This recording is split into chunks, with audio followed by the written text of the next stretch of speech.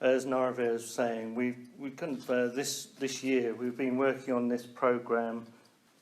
The title for the whole year was "Be the Revolution," and what we were breaking the year up into was this path of ethics, meditation, and wisdom. And so this evening we're going to be moving into this final section of the year, the autumn program, where we are going to be looking at wisdom. So it's wisdom of the Buddhas. It's rather a vast area to cover in a few weeks, so we're going to reduce that down somewhat to really focus on the middle way. So this is a particular formulation of wisdom. And it was actually the first teaching given by the Buddha as he shared his path of training with his disciples. So this is what he said. These two extremes ought not to be practiced by one who has gone forth from the household life. There is an addiction to indulgence of sense pleasures, which is low, coarse, the way of ordinary people, unworthy and unprofitable. And there is an addiction to self-mortification, which is painful, unworthy and unprofitable. Avoiding both these extremes, the perfect one has realised the middle path. It gives vision, gives knowledge, and leads to calm, to insight, to enlightenment, to nirvana. So here's the Buddha speaking to his first group of disciples. And he's saying that addiction to the pursuit of pleasure or addiction to denial and self-mortification are both unprofitable. So finding this middle path that avoids addiction to either pole leads quite naturally to vision, to insight, and ultimately to liberation. And this stark core teaching, it inevitably takes quite a bit of unpacking, and is important to realise that what is being said here is trying to point towards one example of what's described as the middle way. And over the life, the history of Buddhism, this path of the middle way has been expressed in many different forms. So we have the Prajna Paramita teachings, out of which the Heart Sutra comes. And some of you will know the Heart Sutra in the Sevenfold Puja. So this sutra describes the wisdom of the Buddhas arising through resting in the middle way between form and emptiness. And we also have the mysterious text of the wonderful Vimalakirti Nadesha from the Mahayana text. And in the Vimalakirti Nadesha, there's a whole section there on finding what's called the Dharma doors of non-duality.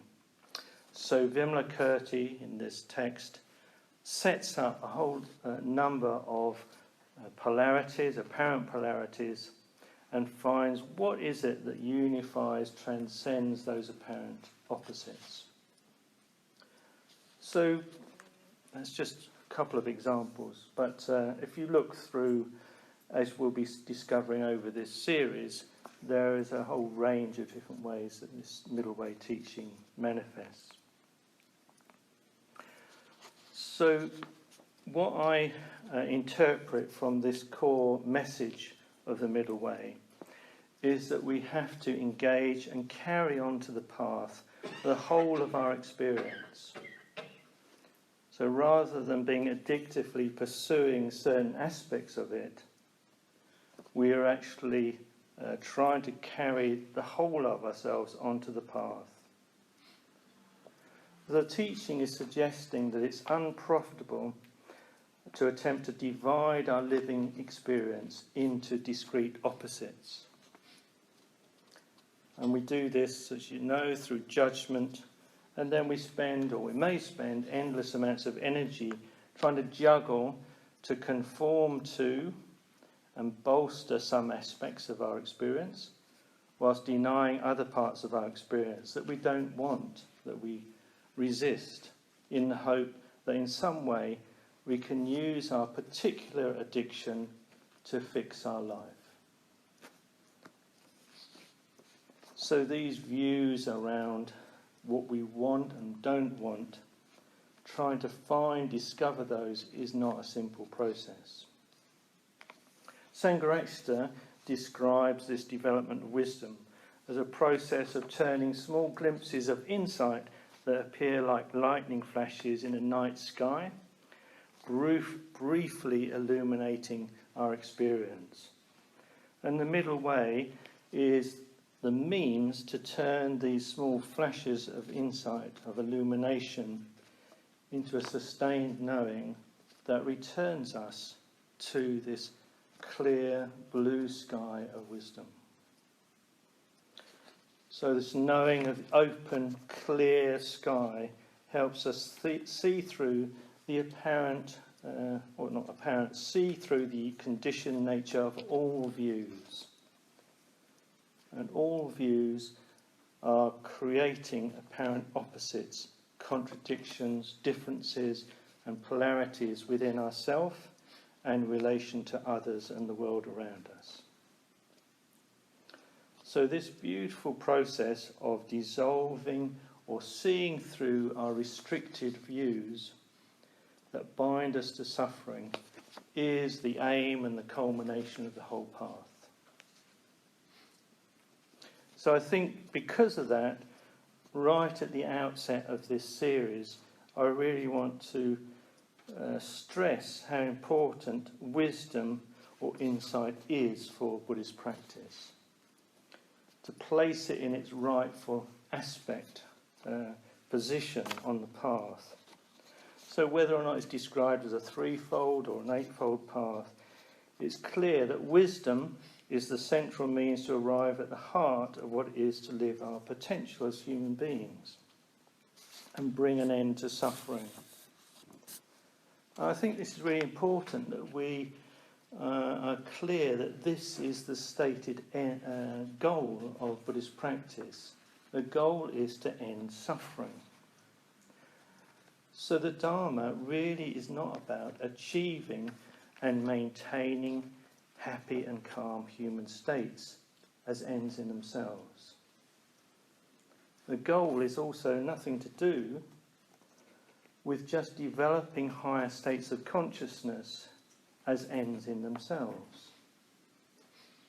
These might be useful stages or fruits of practice, but if we set out to pursue these particular states of mind, these particular states of consciousness as goals in themselves, we risk losing sight of this majestic vision of the Buddha that is offering us true liberation through a deep, direct seeing into the nature of the undivided life. And this is really the beauty of the middle way, that avoids splitting and ultimately is carrying us beyond all views. And I think for me, a healthy Sangha can only function and be maintained by ensuring that this primary goal is maintained and held in mind as a lodestone, as a guide for all that we do in the centre as a Sangha. If we lose contact with the aim of practice being to create conditions for insight and ultimately freedom from suffering, if we lose touch with that aim, we risk simply becoming a humanist or a bliss-chasing community. So I think it's really worth bearing in mind the first noble truth. The first noble truth, as you probably know, is that we are all suffering. So I think this stark truth is really important because it cuts through all the fantasies, it cuts through to discover what unites us. And the path of wisdom is that which turns us towards this truth and tries to find a way to bring that suffering to an end. So the middle way reminds us that the second noble truth is that it is our addictive grasping that is the primary cause of our suffering. This is true no matter how worthy what we are grasping after appears. So unless we maintain connection to this truth, we may set up a painfully polarised internal and even external life. So without this overarching vision of the middle way, we may struggle to know how to relate creatively to our grumpiness and our bliss. We may struggle to know how to deal with our agitated stress states and our experience of ease. And we may find it difficult, we may struggle to place our experiences within the spiritual community if we find ourselves in disagreement with others alongside our beautiful sense of solidarity. So if we judge some of our experiences as failures, as wrong, as bad, and others as right, we're immediately creating a brittleness that's reliant on particular mental states, particular experiences being present. And inevitably, as the right ones fade, change, or break apart, we might find ourselves dropping into difficult places if we're so reliant on these particular mental states. So we may find ourselves dropping into shame or doubt, even despair, even turning away from the precious Dharma, rather than simply continuing to be curious and inquiring into the variety of these arising and passing experiences, and attempting to bring them with us onto the path in awareness. Unless we do this, unless we can find this way to be curious about the whole breadth of our experience, then we're splitting our life. We're splitting our energy and our creativity. And most importantly, what we're doing is distorting the Buddha Dharma. So the fourth noble truth is that this path that we're on leads us to liberation. So this path of ethics, of meditation, and crucially wisdom, involves seeing clearly the way that our mind and body habitually interprets ever-changing conditions, to fit those experiences into the stories and the views that we have about ourselves and each other. So wisdom transforms these ever-changing experiences into meaningful experience. The Dharma trains us in the middle way, in this clear seeing through the middle way, through encouraging self-knowledge so that we can begin to slow and loosen and ultimately free ourselves from these reactive, conjuring heart-mind that is creating endless dualities, which is obscuring this natural open space of awareness, which is whole, which is complete in itself, unbounded, luminous, and is the unifying ground of non-duality. This is the middle way. So, just say a little more about, just to end this first section, just want to say, give you two verses from the Dhammapada.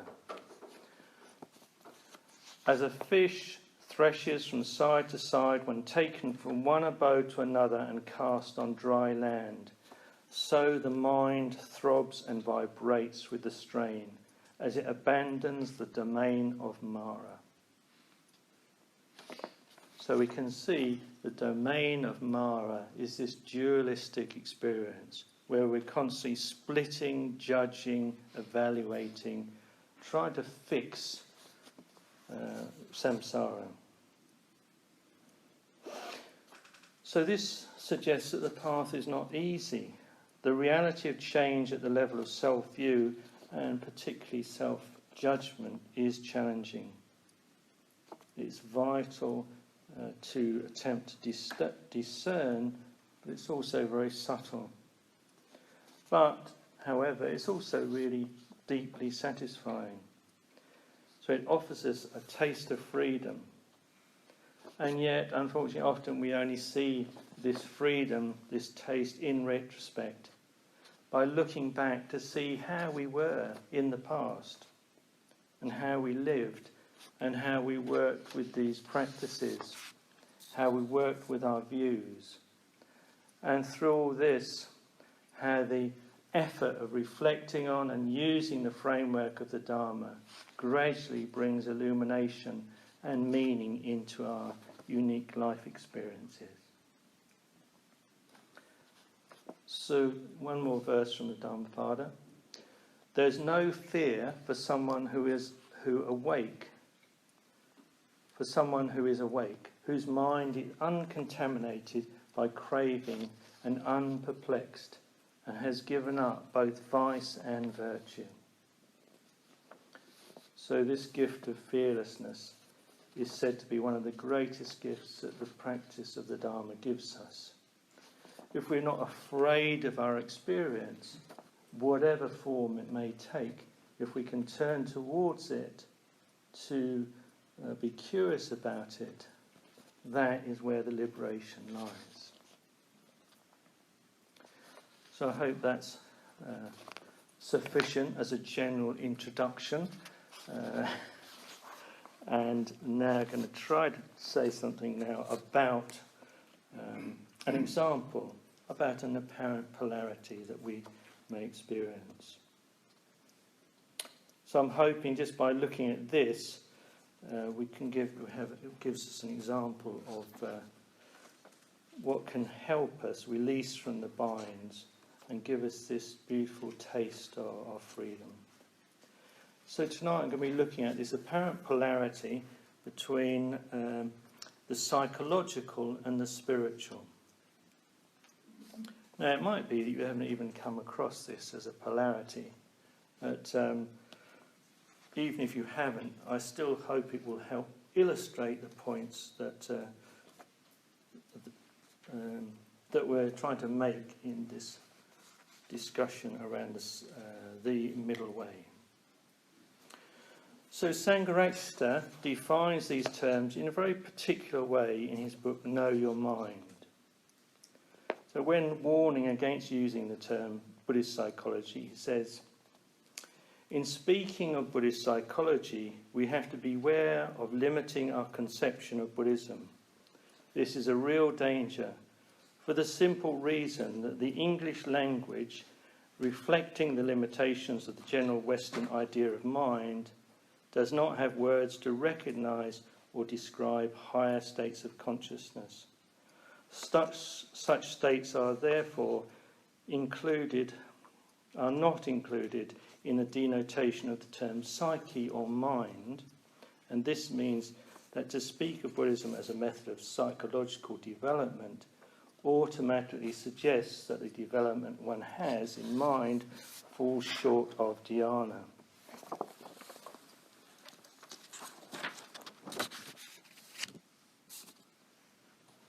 The range of experience over and above what the term psychological generally covers may be referred to by the term spiritual.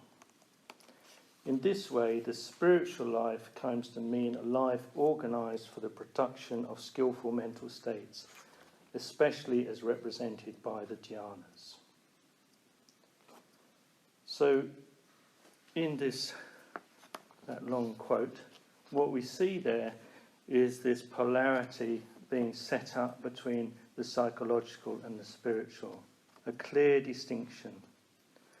And what I'm trying to do tonight is show that actually we have to find a middle way, or we may find it useful to find a middle way between these apparent poles. And to do that, I'm going to be looking at the Triratna system of practice. So Sangharakshita and his senior disciples laid out this system as the means to define the different elements or modes of practice and the dynamic relationships between them in what's also described as a mandala of practice.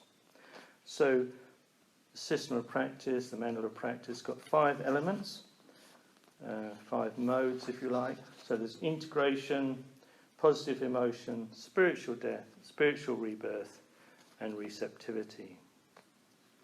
So for me, integration is primarily referring to the psychological processes that we have to become familiar with to progress on the path or step deeper into the mandala.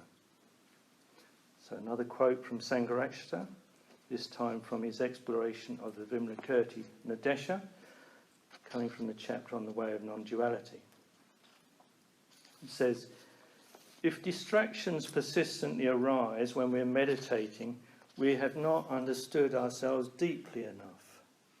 There are psychological factors at work within us of which we are not conscious. Therefore, we need to become conscious of them, to take them into consideration, in a word, to become more integrated. When we are more integrated, the different elements of our being will no longer be in conflict with one another, and we will no longer have to oscillate between them, because they will all be pulling in the same direction. So here, in this description of working with our meditative states, it's clear that the psychological, Sangharakshita is connecting the psychological with integration. And there's a really lovely image in the text when Sangharakshita is discussing this part of the text. So the image that he refers to is that there is a goddess appears in Vimalakirti's house.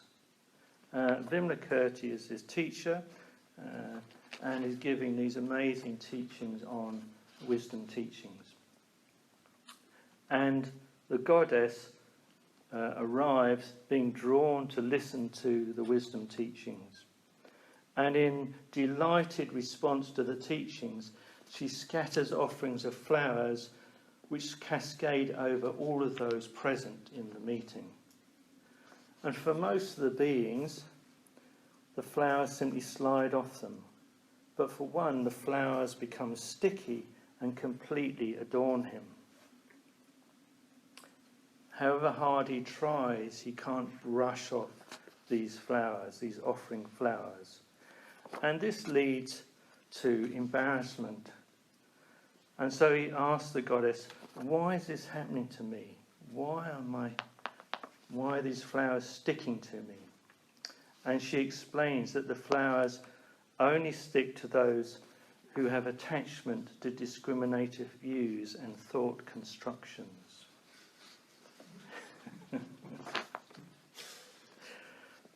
So, I interpret this to mean that if we have sufficient integration, we won't get caught by unconscious stickiness to discriminative views. However, I do think it's important that we recognise that what we're doing much of the time is that we are sticky. We are sticky beings. This is how we've survived after all. This is how we've kept ourselves safe and brought meaning and structure to our experience. And it might just be helpful to recognise that our stickiness is quite normal. Our discrimination, our judging, our evaluating, our choice making, all of this is helping us if we can really take on the fact that this is where we start from.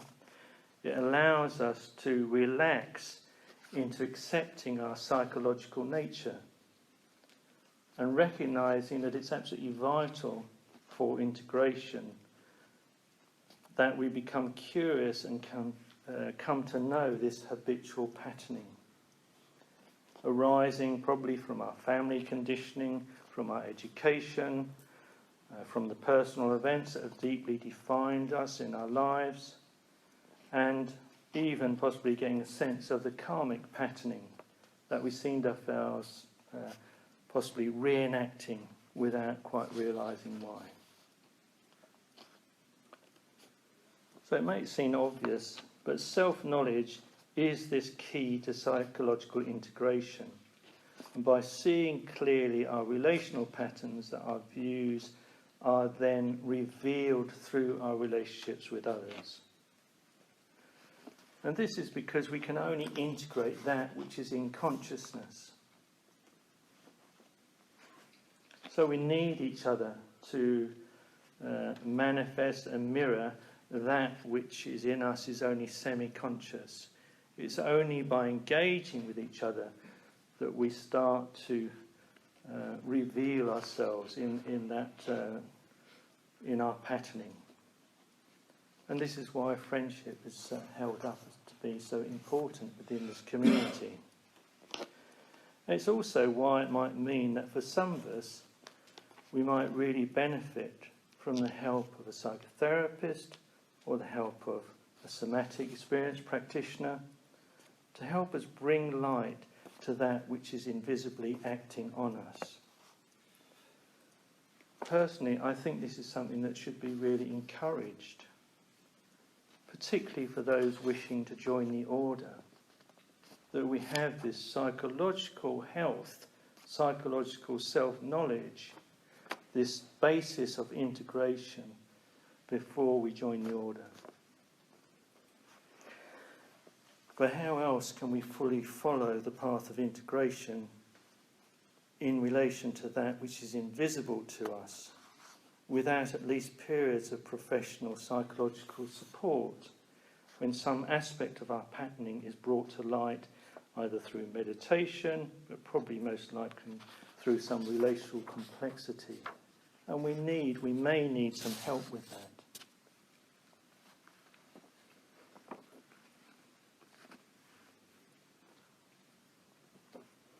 So integration really is the process of bringing light of our attention onto our inner life.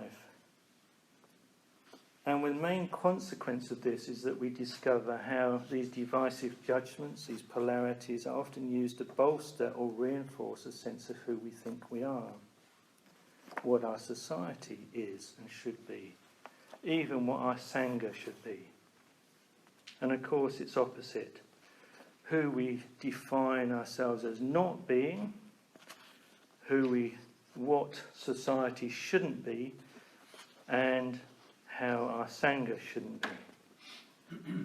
And the particularly harmful aspect of these judgments are that we split internally and externally, as it encourages us to disown or deny any aspect of our life that doesn't fit our preference of views. So if we're unconscious of these processes, we may find that we project onto others those judgments that we fear or can't accept are within us. And amongst these sticky judgments, we'll also have experiences that we simply can't categorise or fit our individual and collective worldviews into, and so they simply get dismissed or ignored. And this can be particularly true, I think, of experiences that are too overwhelmingly beautiful, blissful or joyous, or maybe too painful, that we simply can't keep them in our consciousness and they become lost to us. So the path of integration is often uncomfortable, even humiliating, and we really need to reclaim that which we would prefer to abandon or disown. We have to see that we are more than we ever imagine, and release tightly gripped beliefs that may lead us into ambiguity, uncertainty, disorientation and discomfort. And maybe it's this potential confusion and messiness that can arise as the unaddressed psychological patterns start to be integrated through attention and consciousness that gives this area of practice rather bad press in spiritual circles. It may bring us to imagine the spiritual as being its polar opposite. So Sangha, in the earlier quote from Know Your Mind, correlates the spiritual with the dhyanas and positive mental states. So one can easily imagine how this polarity could be fostered. Bliss, joy, equanimity, coursing in the formless realms. Why would we not be drawn to these states rather than the darkness and confusion that surrounds an unintegrated, unexplored psychological life? Perhaps it's this language of the positive equating with the spiritual that stimulates this unhelpful polarizing. Fortunately, within the system of practice, sometimes the term skillful is used rather than positive. And so then it becomes much more helpful as the spiritual is then associated with the skillful mental states that connect us to our deepest values. Sangha lists these out as friendliness, compassion, joy, equanimity, faith and devotion. And all these seem to be helpful access points to what is described more broadly as the spiritual, and moves us away from this very narrow perspective of the spiritual equating with or to dhyana. So, that very brief looking at the spiritual and the psychological. So I'm just now want to just end by concluding by using the system of practice to consider how best we can resource ourselves to discover this middle way between the psychological and the spiritual. So if we accept that our system of practice is complete, contains everything we need within it, somewhere within it must be the means to discover the middle way. Now, the earliest formulation of the system of practice was actually Sangharakshita's description of the system of meditation, which didn't actually include this element, which I'm suggesting is the key. So it's interesting to me that it is in such clear, plain sight that it somehow didn't seem to be apparently needing to be pointed to. So I'm, of course, talking about receptivity. It wasn't within the system of meditation, but it was brought into the system of practice. For me, it's receptivity that is the middle way, establishes the middle way, that resolves these apparent differences between the psychological and the spiritual. Some of you will know Kami Jyoti, and she taught many of us in the centre her esoteric teachings on sofa practice. So what this involved was simply sitting on the sofa and taking a break from all doing. So this is a really strong practice, a challenging practice, and one I strongly recommend. This is a very powerful receptivity practice. And it's also, in a way, a very close to Tejashananda's teaching on just sitting, or as he prefers to call it, simply being. So this meditation practice is also particularly associated with receptivity. And what he says about simply being, or just sitting, is a just simply being. Whatever happens, just happens. This means there's no interference from the narrative self. Whilst thoughts about just about anything can still arise, they are just passing through. There is no stickiness. That's Tejananda. And for me, it's this non-interference that allows the mind to relax in what one is in the moment, and maybe taste knowing in a completely non-conceptual way that is so fruitful. There's a gradual releasing from all effort, all control and all judgment, and is simply coming to rest in presence. This simple embodied awareness.